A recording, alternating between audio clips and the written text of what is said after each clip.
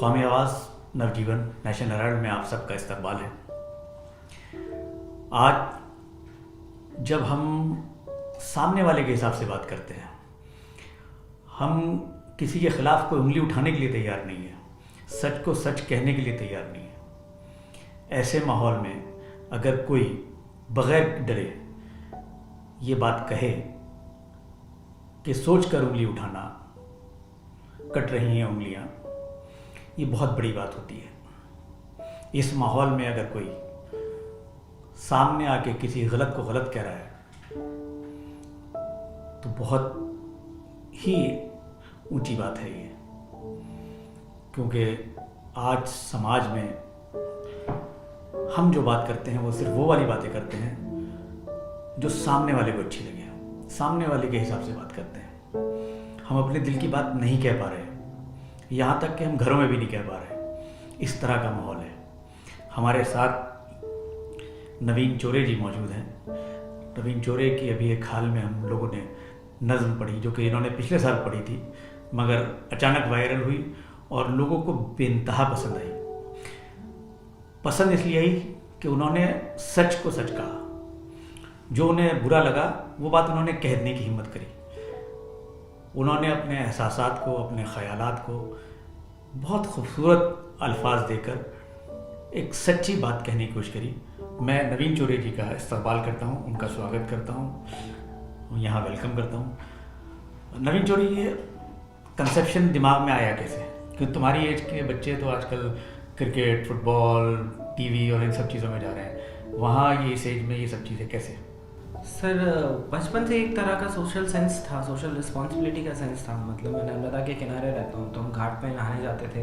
तब भी मैं बहुत छोटा था, 5-6 साल का, 8 साल का। तब से लोगों को कह रहा था कि अपने घर वालों को एटलीस्ट जिनको रोक सकता था कि साबुन मत यूज़ करो, तो मैं तब भी रोकता था।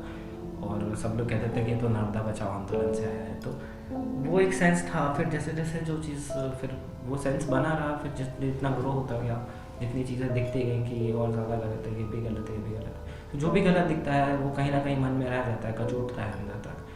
फिर वो जब इतना भर जाता है तो उसकी जब समझ आ जाती है कि असल में गलत हो कहाँ है, क्योंकि मुझे लगता है कि बहुत सारे शोर के पीछे एक आवाज़ होती है, तो और वो शोर उस आवाज़ का ही है, लेकिन उसके कारण उस आवाज़ तक नहीं पहुँच पाते हम अपने शोर के कारण।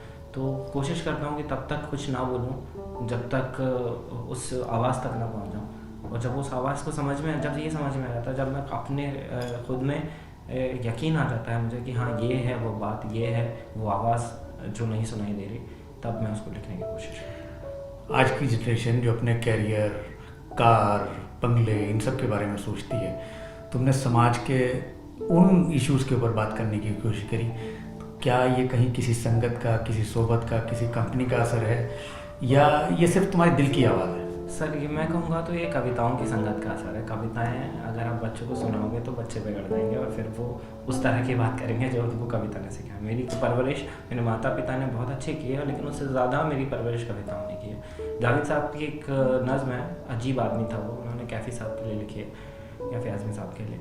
वो मैंने जब से पढ़ी है तब से वो बजती रहती है। मैंने उसको कंठस्थ कर रखा है बचपन से, और मैं कभी भी खाली बैठ रहा होता हूँ, जब मुझे लगता है कि मैं बहुत थक गया हूँ, बहुत सारी चीज़ों से थक गया हूँ, जब आत्मा थक जाती है, तब मैं अपने आप वो गज़ल, वो नज़्म मेरे मुंह से निकलने लग जाती है। मैं रिसाइट करता हूँ अकेले कमरे में खुद के लिए, और उसमें जो चीज़ें हैं वो, उसमें एक लाइन भी आती है, जैसे आपने कहा कि जब पूरी जनरेशन भाग रही है अपनी सहूलतों के पीछे, उसमें एक लाइन आती है कि वो बंदिशों से कहता था मैं तुमको तोड़ सकता हूँ, सहूलतों से कहता था मैं तुमको छोड़ सकता हूँ। तो मुझे लगा कि मैं वो बंदिशें तोड़ सकते हो, सहूलतें छोड़ सकते हैं। मुझे लगा कि ठीक है, एसी नहीं है, गर्मी से बचपन से तो रहना कहाँ था हमारे, अभी तो हम अभी तक मेरे घर में एसी नहीं, तो गर्मी में तो ठीक है, थोड़ी देर होती है, थोड़ी देर तकलीफ करेंगे, थोड़ी देर उसकी बुराई कर लेंगे, कितनी गर्मी है। जैसे एक शेर है मेरा ये कि आज मैंने धूप को दी गालियाँ दिन भर, तब रात उसने चांद में दी चांदनी मुझको। बहुत जावेद साहब का शेर है, मगर नवीन किन्ने जिसको अपना ज़िंदगी का आइडियल बनाया कि बंदिशों को छोड़ सकता हूँ, बंदिशों को तोड़ सकता हूँ, सहूलतों को छोड़ सकता हूँ, ये इन लाइनों की वजह है कि आज हर जगह नवीन की बात हो रही है। हम लोग भी नवीन से बात करने में मजबूर हैं। गाड़ियों वालों से हम बात करने के लिए वो नहीं है, उनके पीछे नहीं दौड़ रहे हम। जो कैरियर बना रहे हैं उनके पीछे नहीं दौड़ रहे, मगर नवीन से हम बात कर रहे हैं, और सिर्फ इसलिए कि इन्होंने कुछ बंदिशों को तोड़ा है और कुछ सहूलतों को छोड़ा है। नवीन, ये जो मॉब लिंचिंग के ऊपर तुम्हारा ख्याल है, इसके कंसेप्शन तुम्हारे दिमाग में कैसा है? क्योंकि मुझे लगा कि इसमें 3 आइडियाज़ तुमने पेश किए हैं, जिसका मैं जिक्र बाद में करूँगा, मगर तुम्हारे पास ये कंसेप्शन कैसे दिमाग में आया कि इसको इस तरह पेश किया जाए? सर मैं इसका आइडिया एक तरह से मतलब बहुत एक कोई उत्पत्ति की जगह नहीं थी, ऐसा कोई रिवोल्यूशन नहीं होता, लेकिन मैं बहुत टाइम से ये डिबेट्स देख रहा था। इवन जैसे कि मुझे अपने बचपन में याद है कि बहुत सारे जो जुमले मैंने यूज़ किए हैं वो मैंने सीधे सीधे सुना है कानों से, बिल्कुल ऐसा ही किसी ने बोला था। तो वो बचपन से चीज़ें थी। प्लस मैं ये देख रहा था जितनी भी डिबेट है, अगर आप सोशल मीडिया पे देख लें या जिस तरह भी देख लें, वो किसी और बात पे चली जा रही है। हमेशा वॉट अबाउट रही है कि अच्छा तुमने ये किया था, तुमने ये किया था, तुमने ये किया था, वो किया था, लेकिन जो मुद्दा है उसकी बात नहीं कर पा रहे थे। या किसी एक इंसान को, एक हमारे पता नहीं कि शायद ये मानवीय प्रवृत्ति है कि हम किसी को ब्लेम कर देते हैं जल्दी से कि इस आदमी की गलती, इस आदमी की गलती है, और सारा ब्लेम उस आदमी पे हो जाता है, और जो गलती है, जो बुराई है, वो वहीं की वहीं रहती है। बुराई का डिफेंस मैकेनिज्म है अपना, कि वो किसी एक को ब्लेम कर देगी। तो मैंने कोशिश की कि कुछ ऐसी बात कही जाए जिसमें ब्लेम ना किया जाए, बुराई की तरफ ध्यान दिया जाए, क्या गलत है उस पर ध्यान आकर्षित करने की कोशिश है, और क्या कौन गलत है इससे पूरा ध्यान हटाने की कोशिश है। जैसे कैनवस पे एक तस्वीर हम बनाते हैं, उसका एक मरकज़ी किरदार होता है, केंद्र बिंदु होता है, ऐसी तुम्हारा इस मॉब लिंचिंग में जो केंद्र बिंदु है वो उंगली है। हाँ जी, और उस उंगली को सर उंगली के ऊपर जो वो निशान है, जो इलेक्शन इंक है, वो आई थिंक केंद्र बिंदु है। हाँ, और उसमें जो तुमने उंगली को 3 जगह अपने हिसाब से यूज़ किया है। पहले उसके नाखून पे जो इलेक्शन का निशान है, जिसकी वजह से एक नई सरकार उसमें आई है पावर में। दूसरा तुमने ये उसमें बीच में ये कहा कि उंगली काट दी। उंगली काटने का मतलब एक ख़ास वर्ग का वोटिंग राइट छीनने की बात हो रही है। वो वहाँ पे तुमने उसको एक नया वो दिया है। लास्ट में तुमने ये कहा कि इस वक्त जो भी उंगली उठा रहा है उसकी उंगली खतरे में है। तो ये तीनों स्टेजेस में तुमने जो उंगली का इस्तेमाल किया, ये कंसेप्शन कैसे दिमाग में आया? सर वो बस वही कि जब ये तो एक तरह से मतलब उसके अगर शिल्प, काव्य के शिल्प की बात है कि उसको किस तरीके से प्रेजेंट किया जाए कि पूरी बात समग्र कर ले। अगर आप देखें जब लास्ट में वो पॉइंट आता है, मतलब सोच के उंगली उठाना, कट रही हैं उंगलियां, बस वो एक बात बोलने के लिए इतना सब कुछ बोला गया है ताकि उस बात का एक तरह से कॉन्टेक्स्ट पहले क्रिएट हो, और फिर जब सोच के उंगली उठाना, कट रही हैं उंगलियां, वो फिर उंगलियां वो जब सारी लाइनों में एक साथ कनेक्ट होती है कि शुरू में क्यों पड़ी थी और बीच में क्या हुआ था, तो क्यों, जैसे वो बोलता है कि जाने उसको क्या पड़ी, जेब से चाकू निकाला, उंगली उसकी काट ली, तो जब आखिरी होता है तब समझ में आता है कि क्यों उसने काटी थी उसको। एक लेमैन के पास उसके पास समझ में है उसके लिए कि अजीब सी बात है, मार तो रहे थे, वो तो थे था ही जगह ने, उंगली क्यों काटी। और अब मुझे लगता है वोटिंग राइट छीनने की बात नहीं, उसके वोट को इनसिग्निफिकेंट बनाने की बात है। आपके पास राइट तो है वोट का, लेकिन उससे कुछ ज़्यादा फर्क नहीं पड़ने वाला, और इस तरह की व्यवस्था क्रिएट की जा रही है वहाँ पर। तो बस ये प्रेजेंट जो रिजीम है उस सिस्टम के बारे में तुम्हारे आज के क्या ख्यालात हैं? सर मुझे लगता है कि बस जैसा मैं कह रहा था कि सिस्टम की बात, मतलब रिजीम में कौन पावर है। जैसे एक लाइन में मैंने कहीं कविता में कहीं पे क्या था, मुझे याद आ रहा है कि मेरी परेशानी हुक्मरान से नहीं है, हुक्मरान बदल जाते हैं, तो वो जो भी आएगा वो बदलता जाएगा। बात यह है कि एक हमारी सोसाइटी में क्या है, गलती सोसाइटी की है क्योंकि हमने बनाया है उसको। अगर हम धर्म के नाम पे वोट डालना बंद कर देंगे, या अगर कोई भी जाति धर्म के नाम पे वोट नहीं डालेगा, तो वो लोग मांगेंगे, वो मांगते वोट उस मुद्दों पे हैं जिन पे हम वोट डालते हैं। तो हम अगर नीचे से बदल जाएंगे ना, तो ऊपर वाले को बदलना ही पड़ेगा। It can never be top down. ऊपर वाला तो उसको तो अपने पास सत्ता बनाए रखनी है ना, वो तो वो सारे हथकंडे यूज करेगा, सारे हथकंडे प्रयोग करेगा जिससे उसके पास सत्ता रहे पावर में। हाँ, तो आपको नीचे से बताना पड़ेगा कि नहीं, अगर आप इन मुद्दों पर बात करोगे तो हम आपको वोट देंगे, अगर आप इन मुद्दों पर बात नहीं करो, इसके अलावा कोई भी फालतू फंतासी सुनाओ आप हमको, कितनी अच्छी आप खुद पे मूवी बना लो, कुछ भी कर लो, हम आपको वोट नहीं देंगे, हमें काम करके दिखाओ।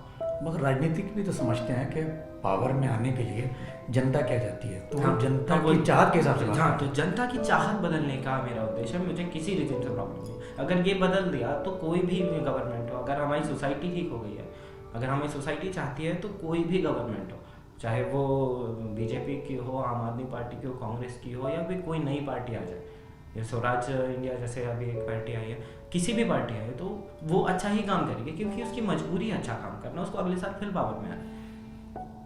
जनता बदल जाए, जनता बदल जाए, जनता को उसमें बदलना। उसके लिए तुम्हारे दिमाग में क्या ख्याल आता है कि जनता कैसे बदली जा सकती है?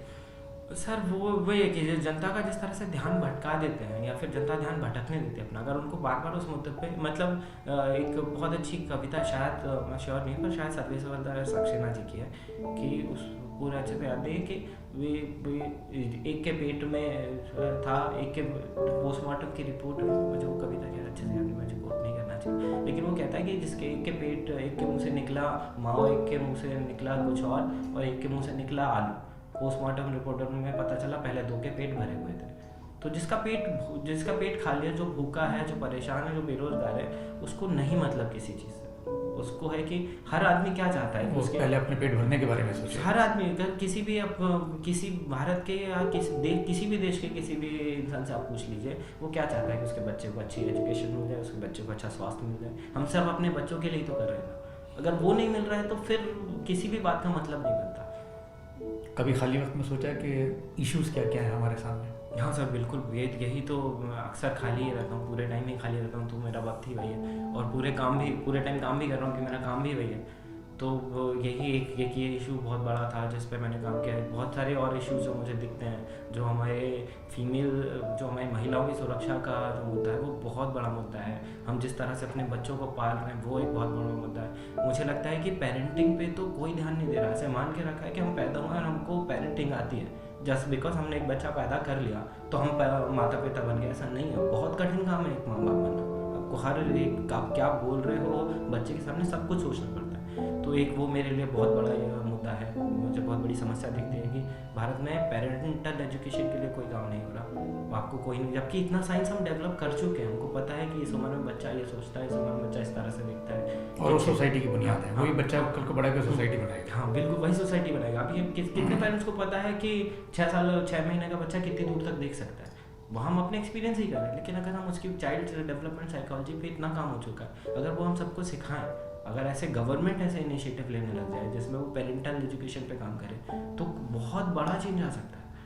मुझे लगता है कि मंदिर और मस्जिद में बच्चों को ले जाने के बजाय अगर हमारे पेरेंट्स इन चीज़ों पर ज़्यादा ध्यान दें तो वो ज़्यादा सोसाइटी के लिए और देश के लिए अच्छा। जी बिल्कुल। और मुझे मंदिर मस्जिद पर भी शिकायत नहीं, रिलीजन बहुत अच्छी चीज़ है जिसका गलत यूज़ कर रहे हैं। जैसे कि जो लॉ अगेंस्ट डाउरी या फिर किसी भी लॉ की बात करें, जैसे law of freedom of expression, उसका कितना मिस यूज़ करते हैं। इसका मतलब ये थोड़ी कि फ्रीडम ऑफ एक्सप्रेशन गलत है या नहीं देने से वो राइट हटा देंगे। जैसे कि अभी ये आर्टिकल 17 पे काफ़ी बात हुई थी कि जब उसको चेंज किया था, तो ऐसा थोड़ी कि आर्टिकल 17 गलत है, लोग उसको मिसयूज़ कर रहे हैं। तो लोग किसको मिसयूज़ नहीं करते हैं, हर एक चीज़ को मिसयूज़ किया जाता है ना।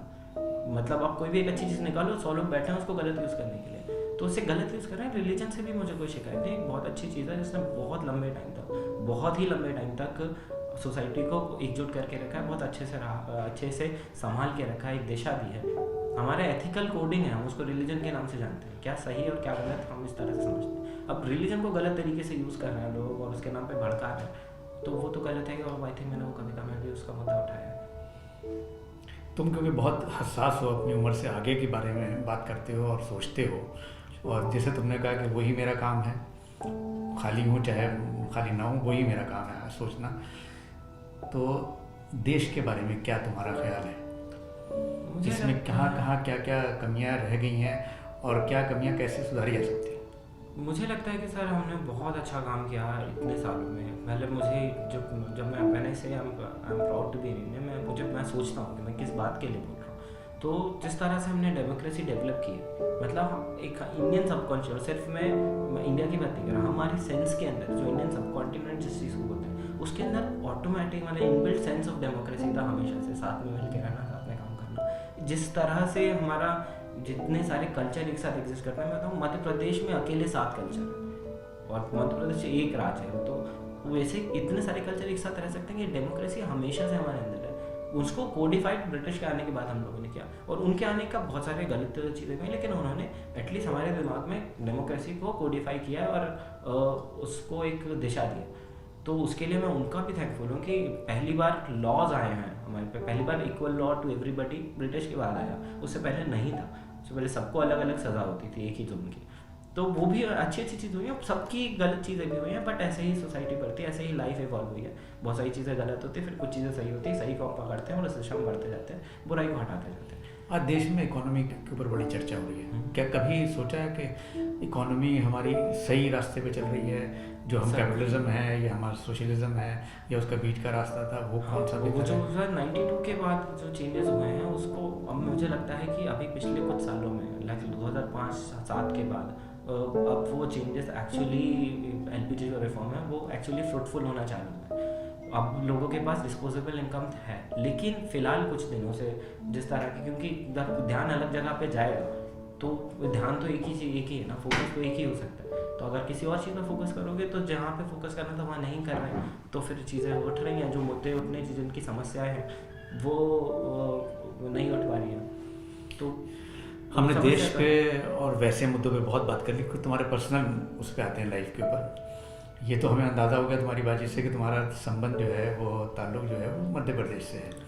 तो मध्य प्रदेश में कहाँ के हो और बचपन में क्या क्या शौक़ रहे, और कुछ अपनी फैमिली के बारे में, कितने लोग हैं, क्या है, फादर क्या करते थे? जी, मध्य प्रदेश में होशंगाबाद एक जगह है, भोपाल के तो 76 किलोमीटर दूर है, और नर्मदा के किनारे बसा, बहुत प्यारी जगह है। बहुत अच्छे अच्छे कवि माखनलाल चतुर्वेदी बाबई से, हरिशंकर प्रसाई डारसी से हैं, भवानी प्रसाद मिश्र जी टेकरी से। अब नवीन चोर है यहाँ से? नहीं, नवीन चोर बहुत छोटी है सर, मतलब एक और बस एक कविता है जो कह दी है, और कविता से बहुत छोटा हूँ। मुझे लगता है कि कोई भी कवि अपनी कविता से बहुत ही छोटा होता है, एक हार्ड मास का इंसान है, कविता एक शाश्वत चीज़ है। तो खैर वो तो है ही। और मेरे पिताजी, मैं अगर घर की बात करूँ, मेरे पिताजी गवर्नमेंट सर्वेंट थे, हेड कांस्टेबल थे मध्य प्रदेश पुलिस में। उसके बाद अभी उन्होंने कुछ सालों से रिटायरमेंट ले लिया, घर में रहते हैं, खुश रहते हैं। और माताजी ने हमेशा से हमारा घर संभाला है, हमको, हम चार भाई बहन हैं, 3 बड़ी बहनें हैं, तो बहुत अच्छे से रेस किया। अभी सारे बच्चे एटलीस्ट अच्छा काम कर रहे हैं, सोसाइटी के नर्म्स में भी अच्छा काम कर रहे हैं। मैं हूँ जो नाकारा हूँ, तो पता नहीं कब तक नाकारा रहूँगा, इस बात से मेरे पिताजी को तकलीफ भी है। बट खैर वो इतने समझदार हैं कि वो मुझे एक बात उनकी जो सबसे ज़्यादा इंस्पायर करती है कि इतने सारे लोग, जो लोग प्रिविलेज्ड हैं, मतलब जिनके पास इतना सब कुछ है, जिनके पास सहूलतें हैं, वो पेरेंट भी शायद अपने बच्चों को इतना इजीली अलाउ नहीं करते कि जा तो जो करना है तू कर, ठीक हो, अगर ये सही लगता है तो वैसा कर ले।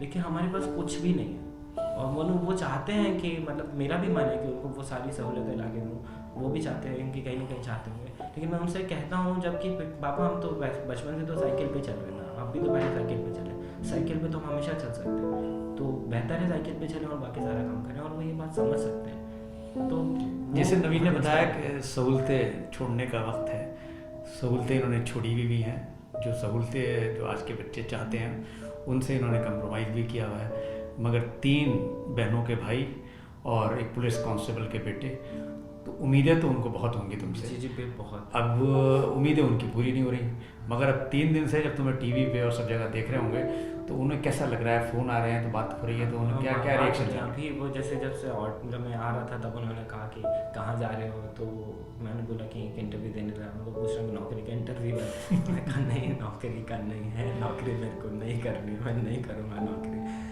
तो फिर उन्होंने हंस रहे थे, कह रहे थे खाना खा लेना, ध्यान रखा करो अपना। सो उम्मीदें तो हैं, लेकिन अभी वो इस बात से खुश हैं कि इतने दिन से वो जिस चीज़ के लिए मुझे मना कर रहे थे, बता रहे थे कि सोसाइटी की तरह चलो, सेम रहो, अपनी ज़िंदगी के बारे में सोचो, अब उनको शायद दिख रहा है कि ये जो इतने दिन से करने की कोशिश कर रहा था वो क्या था। क्योंकि सर जब तक रिजल्ट नहीं आते हैं तब तक रिजल्ट आप नहीं परसीव कर सकते, जो कर रहा होता है बस उसी को पता होता है। तो अब फाइनली एक रिजल्ट है, एक अच्छा चेंज उन्होंने सोसाइटी में देखा। मेरे दोस्तों के पेरेंट्स मुझे फ़ोन कर रहे हैं, जो कि खुद अपने बच्चों को बोल रहे थे कि ये क्या टाइम वेस्ट कर, जो मेरे दोस्त हैं पोएट्री सर्किट में, जो पहले तुम्हारे साथ बैठ नहीं रहे थे अपने बच्चों को। तो अब वो भी कह रहे हैं कि अब कि हाँ हमारे बच्चे सही कर रहे हैं, तुम भी जाओ, तुम भी करो, देखो कितना अच्छा काम कर रहे हैं। सो अब सबको समझ में आया है। आई थिंक एक कहीं ना कहीं कविता से, मैं नहीं समझता कि एक कविता से दुनिया बदल जाती है, कि लेकिन मतलब बदल सकती, बहुत सारी कविताएं जब आती हैं, कविता से दुनिया बदल सकती है, एक कविता से नहीं बदलती। लेकिन इस कविता से जितना ये फैली है, जितनी इसके बारे में बातें हो रही हैं, इससे एक ये चीज़ अच्छी हुई है कि लोगों ने अब बात करना शुरू किया। वो सोशल रिस्पॉन्सिबिलिटी जिसको मैं बार बार पुश कर रहा हूँ, जो मेरा मोटिव है कि आपकी जिम्मेदारी है, आपका मतलब कोई और नहीं आएगा दुनिया बचाने, कोई और नहीं आएगा आपके घर का कूड़ा साफ करने, या आपके सड़क का पूरा साफ करना है। एक तो आप फेंको मत, और दूसरा अगर है तो उठा लो ना, जैसे अपने घर का उठाते हो वैसे अपने सड़क का उठा लोगे तो क्या हो जाएगा। अगर एक कागज, अगर तुम्हें, मैं किसी भी जगह पे जाता हूँ, अगर मैं मुझे कोई सामने मेरे चाय का कप फेंक देता है और मुझे देखता है वहाँ आसपास कोई भी चाय का कप नहीं है, तो मैं चुपचाप जाकर उठा लेता हूँ। और ये वो सामने वाला आदमी भी देखता है और उसको समझ में आता है कि अगली बार वो नहीं फेंकेगा। तो शायर कवि हो, समाज का बहुत हसास आदमी होता है और वो समाज के हर चीज़ पर अपनी किसी न किसी अंदाज में अपनी बात कहने की कोशिश करता है। नवीन भी अपनी बात कहने की कोशिश करते हैं। कवि और शायर से बहुत सारी उम्मीदें होती हैं, मगर कुछ समाज में कवि और शायर को अफीम भी कहा गया है, मगर समाज के बदलने में हमेशा एक बहुत इम्पोर्टेंट रोल प्ले करा है कवि ने। तो मैं नवीन से ये जानना चाहता हूँ कि स्कूल टाइम में जो तुम्हारा गुजरा है उसमें जो बच्चों के शौक़ होते हैं खेल के कूद के, तो तुम्हारा भी कोई शौक़ रहा? हाँ सर, मैं शासकीय उत्कृष्ट उच्चतर माध्यमिक विद्यालय में होशंगाबाद में पढ़ता था, हिंदी मीडियम सरकारी गवर्नमेंट स्कूल, लेकिन बहुत अच्छा स्कूल था और बहुत प्यार किया। और क्योंकि मतलब वहाँ से काफ़ी गांव के भी बच्चे थे और काफ़ी अच्छे, मतलब एक अच्छा सा एटमॉस्फेयर था, बहुत ज़मीन से जुड़े, सब कुछ छोटा छोटा, कुछ बहुत ज़्यादा फैंसी नहीं होता था। लेकिन ऐसे जितने भी कार्यक्रम होते थे, डिबेट जैसे वाद विवाद होता था, भाषण प्रतियोगिता, निबंध लेखन, इवन साइंस के प्रोजेक्ट में नेशनल तक भी गया था अपना साइंस प्रोजेक्ट लेके, तो साइंस में भी था। फिर क्रिकेट हो रहा है, खेल रहे हैं तो क्रिकेट भी बहुत खेलता था, और क्रिकेट भी काफ़ी कुछ हद तक तो खेला भी है। फिर बास्केटबॉल, मतलब जिस भी जगह पर मेरे क्लास छोड़ के जो भी जगह होती थी, क्योंकि वो जो पढ़ना था वो मैं पढ़ लेता था, मैं घर पे पढ़ा था, तो और क्लास में भी नंबर अच्छे आ जाते थे और ज़्यादा कंपटीशन भी नहीं था, तो मतलब ऐसा आसान हो जाता था। तो टीचर्स भी नहीं बोलते थे कि इसको जो करना है करने दो। बट तो नवीन ने स्कूल टाइम में तो जो बच्चे करते हैं वो सारी चीज़ें करी, उसके बाद थोड़ा लीग से हट के अपने दोस्तों से अलग सोच के कविता पाठ की तरफ आए, तो ये कैसे आना हुआ सर? ये वाला सफर कैसे वो भी जब तक मुझे पता चलता कि मैं कविता की तरफ जा रहा हूँ, ऐसे कॉन्शियस डिसीजन नहीं था, मुझे एक दिन रियलाइज हुआ कि अच्छा मैं उसके बीच में हूँ, मैं भंवर के बीच में हूँ, जब मैं उतर रहा था मुझे पता नहीं था। बट बचपन, फिर जब मैं रेट्रोस्पेक्ट करता हूँ, मुड़ के किसी भी चीज़ को देखें तो सारी बातें समझ में आती है, अच्छा इससे ये वैसे ही। तो बचपन से ही एक तो मेरी बड़ी दीदी को काफ़ी शौक था लिखने का और सारी चीज़ों का, उन्होंने काफ़ी भाषण लिख के दिए, उसमें कई बार कविताएं भी लिखती थी वो। तो ऐसे ही हम, और भी बचपन में जब भाषण देते तो उसमें काफ़ी कविताएं भी जोड़ रहे होते थे ताकि उसके बाद का इम्पैक्ट हो। तो ऐसे मुझे रघुवीर साई जी की एक कविता याद आती है कि राष्ट्रगान में कौन भला हुआ भारत भाग्य विधाता है, फटा सुगन ना पहने जिसका गुण हर चरना गाता है, मखमल टमटम बल्लम तुरही पगड़ी छत्र चवर के साथ, ढोल बजाकर तोप छुड़ाकर जय जय कौन कराता है। तो वो कहीं ना कहीं वो बीज गड़ रहे थे मेरे अंदर। मिट्टी तो खाली ही थी बचपन की, तो एकदम खाली मिट्टी में वो बीज गढ़ते गए, फिर धीरे धीरे पौधा बना। वो मेरी दीदी गज़लें काफ़ी सुनती थी, उनका तो बहुत अद्भुत योगदान है, वो ना चाहते हुए मुझे इस तरफ धकेली थी, उन्हें भी शायद ना पता हो, मुझसे 10 साल बड़ी। तो उस टाइम पे कॉलेज, उनका जब कॉलेज टाइम था तब गज़लें और ये सारी चीज़ें, जगजीत सिंह काफ़ी कूल चीज़ मानी जाती थी, तो उस टाइम का कूल था वो। तो वो काफ़ी गज़लें सुनती थी और हमारे घर में ऐसा कुछ ज़्यादा था भी, मतलब मैं कार्टून देखता था अपने और फिर वो गज़लें बज रहे थे तो मैं सुन रहा था तो मेरे को सब याद थी। मैं उनकी, मतलब जावेद अख्तर का एल्बम था सोज़ जो जगजीत सिंह है, तो उसमें लिखा हुआ है सारी कविताएं, मतलब पेपर में लिखी थी, कैसेट आता था वो जो घूमने वाला, तो उसमें मैं बैठ के उनको पढ़ रहा होता था, मैंने सब याद कर लिया था। तो बड़े होते होते तक, जब तक मैं कॉलेज आया तब तक मुझे करीबन, मतलब बहुत सारी गज़ल जो भी जगजीत सिंह है मुझे याद था। अभी भी मुझे ऐसा होता है जब मेरे पोइट्री वाले फ्रेंड्स बोलते हैं कि आपने उसकी निदा फाजली की वो गज़ल सुनी है, निदा फाजली को पढ़ा, मैं कहा नहीं, अच्छा वो वाली वो गज़ल को सुनाना चालू करता हूँ, मेरे को सारे शेर याद हैं उसके आगे के। तो लाशऊरी तौर पे या अनजाने में कहीं ना कहीं इनकी बड़ी दीदी का इसमें हाथ रहा है कि एक बीज को कवि की शक्ल में पौधा बनाने में, जब तुम कवि की शक्ल में एक छोटा सा पौधा बन गए हो, आगे चाहते हैं उनको खूब परवान चढ़े, ये पौधा बड़ा पेड़ बने और जिससे समाज को और सबको फ़ायदा हो, उसमें तुम क्या चाहते हो? बेसिकली तुम्हारा फेवरेट शायर कौन है जिससे तुमने कुछ चीज़ें हासिल की हैं? तो सर बहुत सारे, मुझे लग रहा है कि मैंने शायरों को, क्योंकि मैंने पढ़ा बहुत कम है, मैंने सुना है इधर उधर से, एक कविता यहाँ से, एक कविता, मुझे अच्छी कविताएं बहुत सारी पसंद है और मुझे पता है इस कविता ने मुझे शिल्प सिखाया, उस कविता ने मुझे अंदाज़ दिया, अंदाज़ बयां सिखाया, लिखना सिखाया, मोटिव सिखाया। आदम गांधी जी मैं काफ़ी मेंशन कर चुका हूँ। चामारू की गली इससे अच्छा पीस रिटर्न में मैंने देखा नहीं, वो स्क्रीन प्ले लिखा है किसी मूवी का, इतना साफ अंदाज में सब कुछ सामने आपको दिखने लगता है। हम वो लोग कोशिश भी करते हैं कि आदम गांधी जी को जितना कुछ भी पढ़े, तो वो उन्होंने काफ़ी सिखाया। जावेद अख्तर साहब ने किया, गुलजार साहब ने बहुत कुछ किया, इवन पुरानी मतलब जो भी अच्छी कविता, मैं नाम नहीं ले सकता ना क्योंकि बहुत सारे, गालिब को भी मतलब बचपन में भी मैंने थोड़े बहुत गालिब के कुछ चीज़ें पढ़ रखे थे जो शायद लोग जो बहुत फेमस भी नहीं है। गर्राए आजा बनाए आलमे इनका ना हो, इस बुलंदी के नसीबों में है बस्ती एक दिन। सो ये मैंने बचपन से अभी मेरे को याद है, मेरे को मतलब भी नहीं पता था और शायद अभी भी पूरा मतलब नहीं पता होगा, लेकिन बस वो साउंड याद है। तो नवीन, तुमने ये मॉब लिंचिंग की तो हम सुनेंगे तुमसे, इसके अलावा जो तुम्हारे अपने लिखी हुई कविताएं हैं उनमें से कोई जो तुम्हारी पसंदीदा हो वो हम चाहेंगे हमारे पाठकों के लिए, हमारे व्यूवर्स के लिए, वो तुम एक बार सुना दो। सर वैसे तो मतलब चूज़ करना बहुत मुश्किल हो जाता है, लेकिन अगर पसंदीदा बोलें तो एक छोटी सी कविता है, वो मुझे बहुत पसंद है। वो इससे थोड़ी सी मतलब इस टॉपिक पे नहीं, आत्मपरक है ज़्यादा, लेकिन उसका शीर्षक है मैं और वो। मैंने जब मुड़ के देखा, मैंने देखा मैं मुड़ के किसी को देख रहा हूँ। मैंने जब मुड़ के देखा, मैंने देखा मैं मुड़ के किसी को देख रहा हूँ। मैं क्या देख रहा था मैं देख तो नहीं पाया, पर लगा मेरा देखा हुआ है। मैंने जब मुड़ के देखा, मैंने देखा मैं मुड़ के किसी को देख रहा हूँ। मैं क्या देख रहा था मैं देख तो नहीं पाया, पर लगा मेरा देखा हुआ है। अब देखा दिखाया क्या देखना, मैं मुड़ने लगा। बहुत मैंने जब देखा दिखाया क्या देखना, मैंने जब मुड़ के देखा, मैंने देखा मैं मुड़ के किसी को देख रहा हूँ। मैं क्या देख रहा था मैं देख तो नहीं पाया, पर लगा मेरा देखा हुआ है।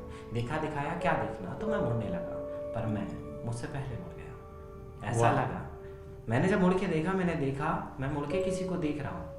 मैं क्या देख रहा था मैं देख तो नहीं पाया, पर लगा मेरा देखा हुआ है। देखा दिखाया क्या देखना, तो मैं मुड़ने लगा, पर मैं मुझसे पहले मुड़ गया। ऐसा लगा जैसे कोई मुझे देखते हुए देख रहा है।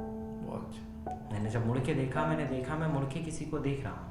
मैं क्या देख रहा था मैं देख तो नहीं पाया, पर लगा मेरा देखा हुआ है। देखा दिखाया क्या देखना, तो मैं मुड़ने लगा, पर मैं मुझसे पहले मुड़ गया। ऐसा लगा जैसे कोई मुझे देखते हुए देख रहा है।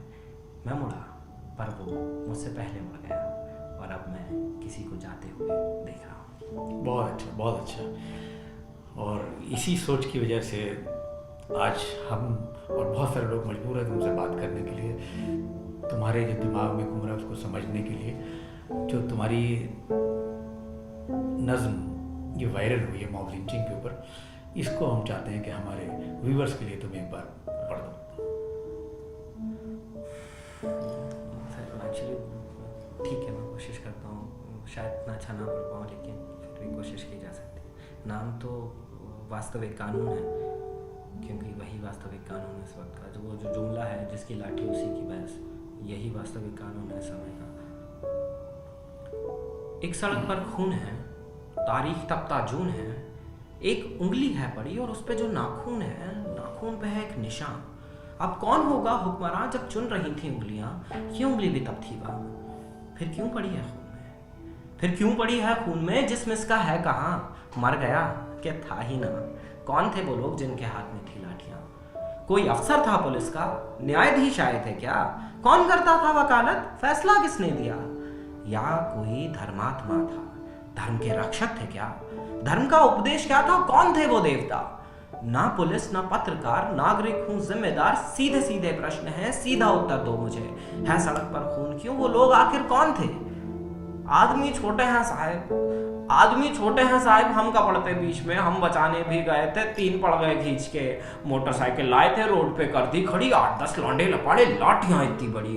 गाली दे के ना पूछा, पेट में घुसा दिया। आधमरा वो गिर पड़ा, फिर दे दनादन लाठियां। पाँव की हड्डी मिटा दी, मांस की लुगदी बना दी। साहब खून तो इतना बहा गया, हमसे देखा ना गया।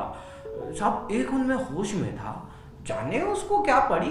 जेब से चाकू निकाला, उंगली उसकी काट ली।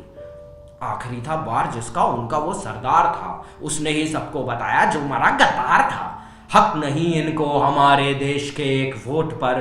दीमकों को ना रखो घर जूतियों की रोक पर। सर पे ये चढ़ जाएंगे, ये कई गुना बढ़ जाएंगे। हुक्मरान होगा इन्हीं का, आग मुतेंगे सभी।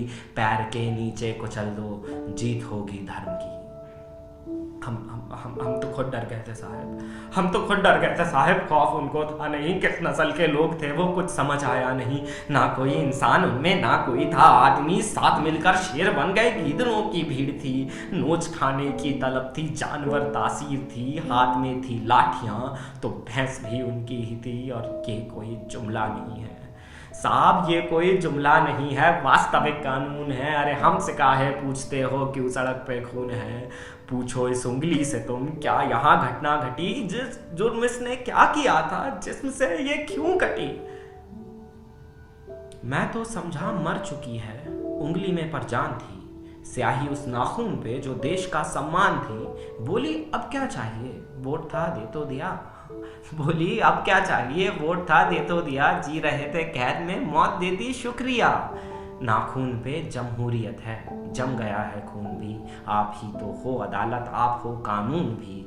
आपसे कैसी शिकायत, आप तो हैं नींद में। आप जैसे 100 खड़े थे जाहिलों की भीड़ में। 100 में से अगर एक भी दे दे गवाही आपको, मैं खुशी से मान लूंगा भीड़ के इंसाफ को। कीजिए इस पर बहस अब पैनलों में बैठकर, क्या हुआ मोहन का वादा, है कहाँ अम्बेडकर? सब बराबर हैं अगर तो बस मुझे ही क्यों चुना? तुम बताओ कौन देगा घर को मेरे रोटियां? असलियत से बेखबर हो, शहरी हो, दिल्ली से हो, एक हिदायत दे रहा हूँ, सोच कर बोला करो। तुम सवालों से भरे हो, क्या तुम्हें मालूम है भीड़ से कुछ पूछना भी जानलेवा जुर्म है?